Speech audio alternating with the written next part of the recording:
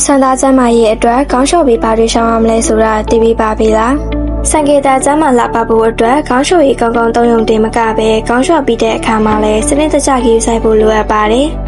စန္ဒပျက်စီးတာနဲ့ကြိုးချေတာတွေကိုကာကွယ်နိုင်ဖို့ခေါင်းလျှော်ပြီးလုံးဝမလုပ်တဲ့အချက်လေးချက်ကိုမျှဝေပေးလိုက်ပါတယ်နော်နံပါတ်1စပင်းရည်ဆိုနေတော့ခေါင်းဖြီးခြင်းကိုရှောင်ပါစပင်းရည်ဆိုနေတဲ့အချိန်ကစန္ဒရဲ့အားအနည်းဆုံးအခြေအနေဖြစ်ပါတယ်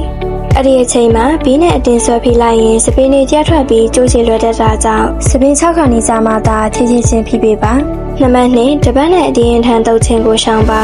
ခေါင်းလျှော်ပြီးရင်စပင်းရည်6ညအောင်တပတ်နဲ့အတင်းပုတ်ပြီးတုပ်တတ်ကြပါတယ်ဒီလိုလုပ်တာကစန္ဒအလွာတွေကိုကျက်စီစေပြီးစပင်းကိုနှစ်ခွားချင်းစေတက်လို့တပတ်နဲ့ဖွားလေးရေးစင်အောင်ပဲတုပ်ပေးတင်ပါတယ်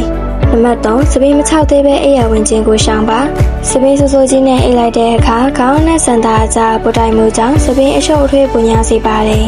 ဒါအပြင်စိုးထိုင်းစားကြောင့်ဥယျာဉ်ထဲမှာမှုဆွဲတာနဲ့ပေါထောက်ခြေပြဿနာတွေကိုပါဖြစ်စေနိုင်ပါတယ်နံပါတ်4 hair dryer ချက်ချင်းသုံးခြင်းကိုရှောင်ပါခေါင်းလျှော်ပြီးချင်းစပင်းရည်ဆိုးနေတော့မှ dryer ရဲ့အပူကျင်းပြင်းနဲ့ရဲ့မှုတာကစန္ဒကိုခြောက်ကပ်ပြီးကျန်းသွားစေပါတယ်လေအေးတို့မဟုတ်တဘာဝလေးနဲ့အရင်ဆုံးချအောင်လုပ်ပြီးမှသာအပူကိုသုံးပေးပါ